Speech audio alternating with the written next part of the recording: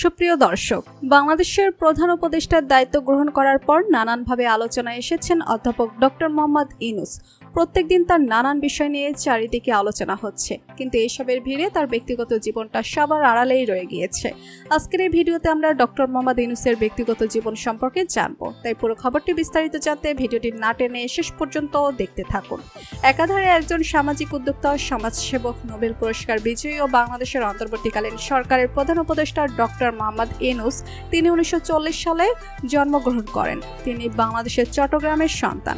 ব্যক্তিগত জীবনে তিনি যখন 1967 সালে ভ্যান্ডারবিল্ট বিশ্ববিদ্যালয়ে পড়াশোনা করছিলেন, তখন ভেরা ফরেস্তনকোর সাথে তার পরিচয় হয়। তিনি ভ্যান্ডারবিল্ট বিশ্ববিদ্যালয়ে রাশিয়ান সাহিত্যের একজন ছাত্রী ছিলেন এবং তিনি যুক্তরাষ্ট্রের ট্রেন্টন, নিউ জার্সিতে বসবাস করছিলেন।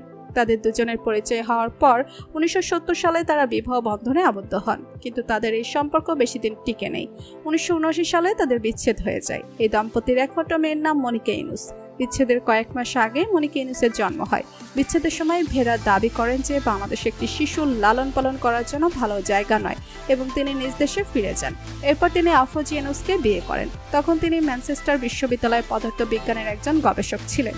পরবর্তীতে আফরোজা ইউনূস জাহাঙ্গীরনগর বিশ্ববিদ্যালয়ের পদার্থবিজ্ঞানের অধ্যাপক হিসেবে দায়িত্ব গ্রহণ করেন। তাদের মেয়ের দিনা আফরোজা ইউনূস 1986 সালে জন্মগ্রহণ করেন। দেশে বিদেশে নানান সফরে বাবার সঙ্গে সঙ্গী হতে দেখা যায় দিনাকে। ইতিমধ্যে দিনা উচ্চশিক্ষা সম্পন্ন করেছেন, তবে তার স্বামী, সন্তান কিংবা কর্মজীবন নিয়ে তেমন একটা তথ্য জানা যায় না। অপরদিকে মনিকা ইউনূস মার্কিন সেফরন ও সঙ্গীত শিল্পী, যিনি বিখ্যাত অপেরা দল নিউ ইয়র্ক মেট্রোপলিটন অপেরা সহ বিভিন্ন অপেরা এবং সঙ্গীত দলের সঙ্গে সঙ্গীত পরিবেশন করে থাকেন।